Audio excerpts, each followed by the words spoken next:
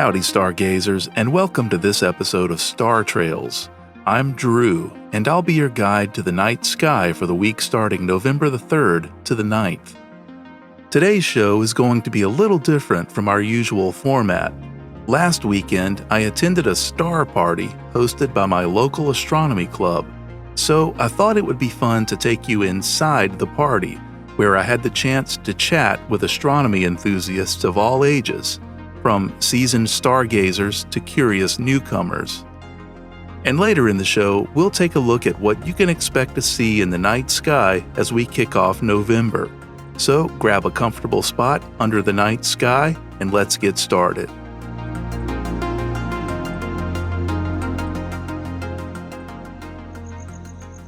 Being at a star party is like stepping into a shared dream, a mix of curiosity, excitement, and a touch of nostalgia. Tonight, the Midlands Astronomy Club converges at one of their secluded observation sites. The twice-yearly gathering is a chance for family, friends, and those curious about the hobby.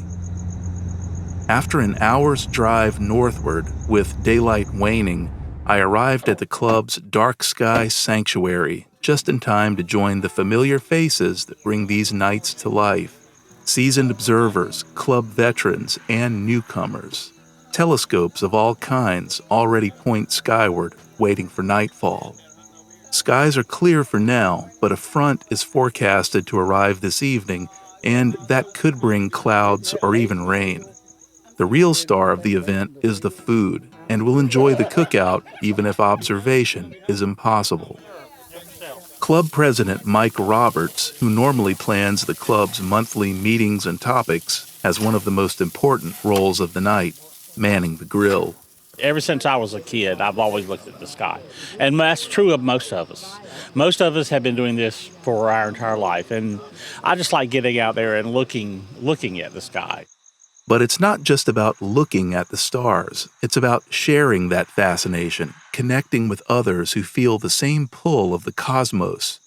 Hap Griffin was one of the original members to build an observatory on the site some years ago.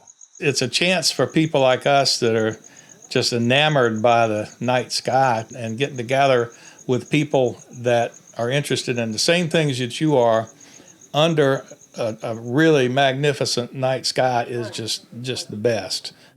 Between Hap's observatory and his neighbor, Frank, an impromptu gathering space is formed. Astronomers huddle together, guitars in hand, sharing melodies and stories beneath the darkening sky. Most of these club members have known each other for years.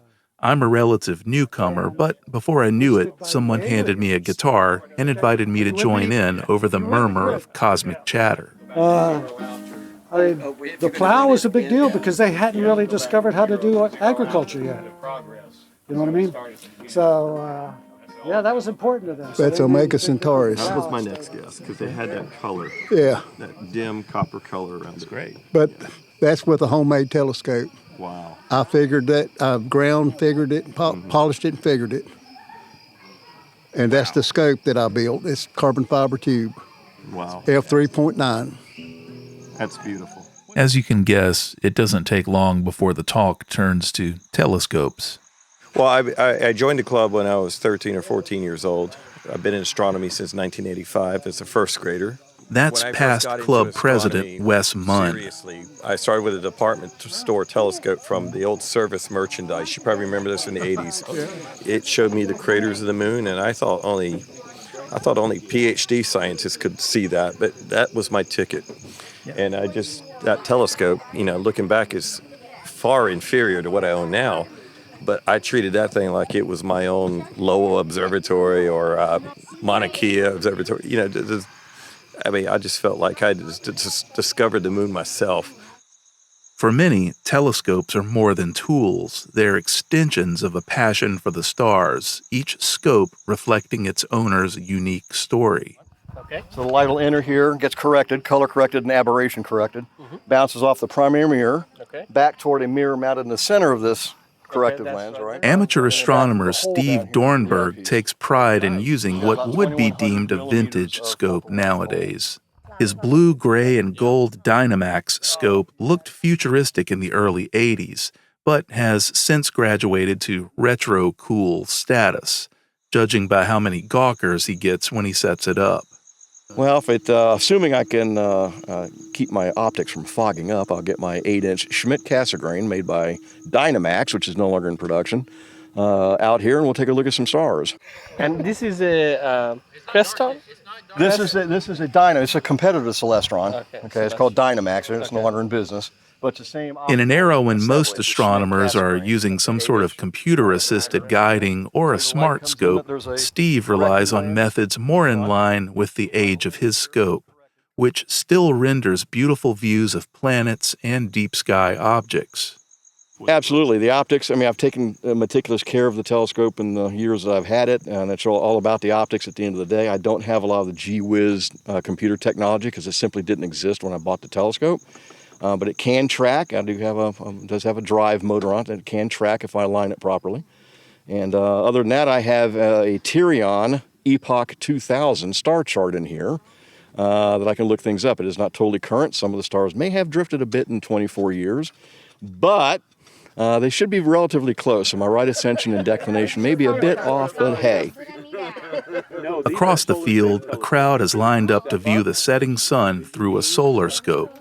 Look, close one eye, look at the other. There you go. Good to You see see you. the big white ball? Yeah. Okay, that big white ball is the sun. Oh, Do you see black spots on it? yeah, I do. Those are sunspots, and they are bigger. Guests quickly learn that if a scope is pointed at the sky, chances are they'll be invited to peer into it.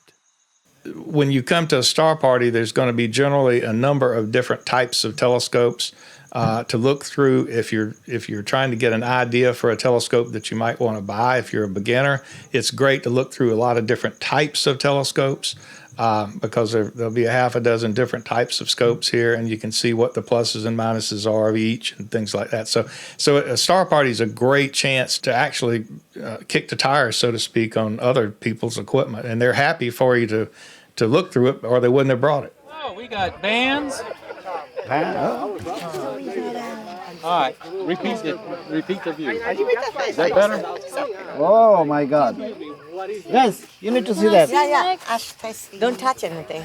For Paul Romanizin, who has been the club's observation chairman for 20 years, education is at the core of the club's mission. Well, one of the things is if you have a telescope for long enough, you need motivation to take it out. So the reason to take it out is to show people stuff. Do you see the ring? Yeah, it looks like a little. It looks like what you. Did you see the bands on the ring and on the thing? Did you see the little dots on either side? Do you see the moons? Those are the moons, eh?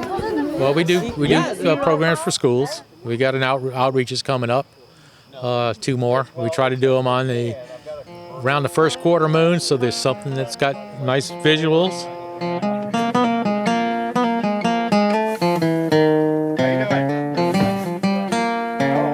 The clouds that were threatening earlier have officially rolled in, covering up the handful of twilight targets that were being studied.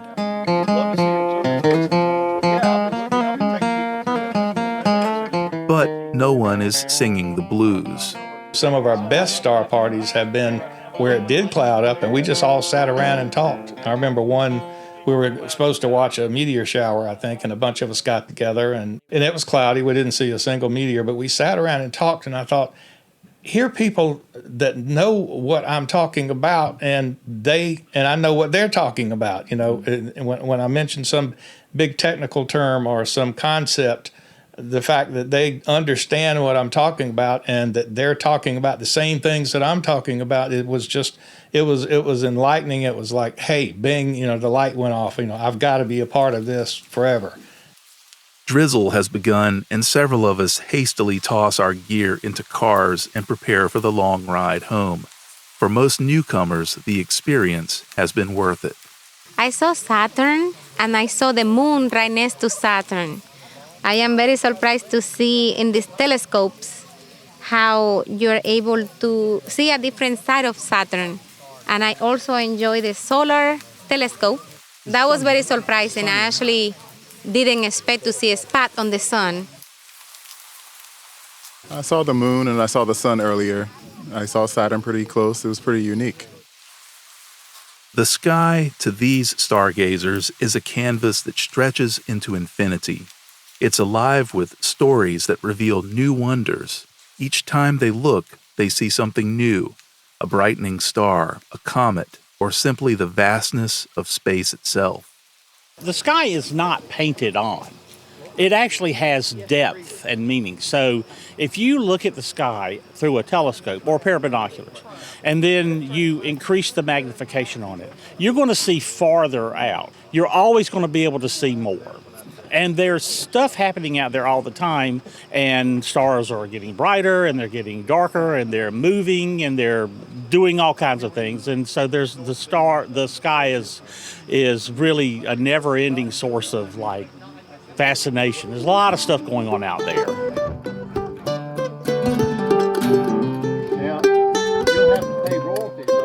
Here, it's rarely just about what you see. It's the moments of shared wonder and the camaraderie that binds them together, under a sky that feels a little less vast when shared with others. I got one. You do? Yeah. You back That's on. going to be really nice there. That's a take. That's a keeper. That's a take. I hope you enjoyed that report from the field, and special thanks go to all the folks who agreed to be interviewed. You can learn more about the club at their website, midlandsastronomyclub.com.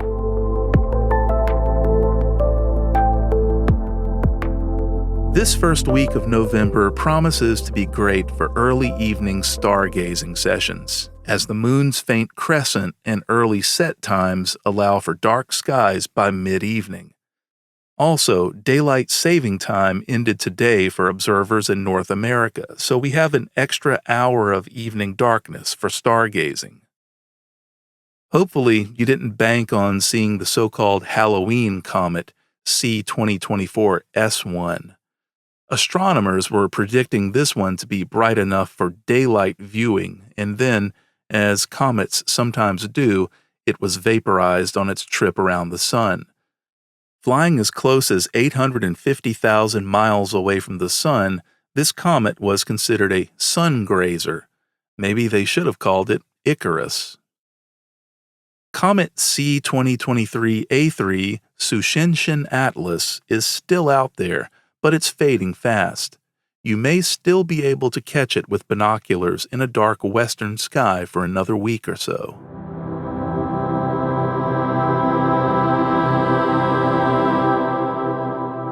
On November the 4th, the moon will be in a thin, waxing crescent phase, creating a beautiful sight in the southwestern sky alongside Venus, appearing about 45 minutes after sunset. Venus will be just a few degrees above the moon, providing a striking view for early evening observers. The moon will be at first quarter by the end of the week, so if you're out moon watching, scan your scope or binoculars along the terminator, that's the dividing line of night and day on the moon, to catch detail in 3D relief. The Taurid Meteor Shower will be visible from now until mid-month. Known for producing a few bright fireballs, the Taurids are best observed around midnight. Although not as prolific as other meteor showers, it can reveal about 5 to 15 meteors per hour under ideal conditions.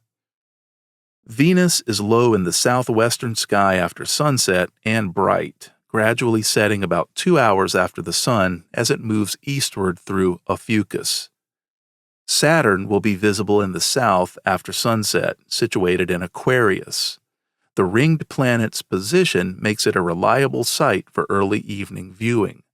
Jupiter rises later in the east near the constellation Taurus, shining brightly throughout the night. Its proximity to the Pleiades star cluster and Aldebaran, the eye of Taurus, adds extra allure to the view. Mars will begin its ascent around midnight, showing its reddish hue as it moves closer to Earth. It will gradually brighten throughout November.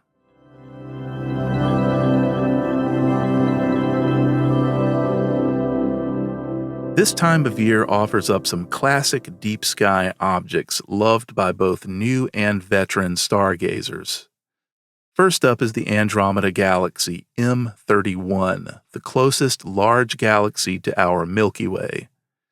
In dark skies, you can spot it with the naked eye as a faint oblong smudge high in the northeast after sunset.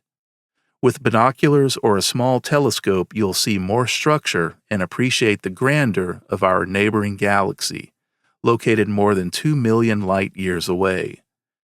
To find it, start with the constellation Cassiopeia, shaped like a W, and guide your view right toward the Andromeda constellation nearby. Another highlight is the Pleiades star cluster, also known as the Seven Sisters, which rises in the eastern evening sky within the constellation Taurus. The cluster looks like a small, misty dipper to the naked eye, and through binoculars, its individual blue stars shine beautifully against the dark sky. It's easy to find near the bright orange star Aldebaran. Orion, rising later in the night, brings us the breathtaking Orion Nebula M42, located just below Orion's famous belt.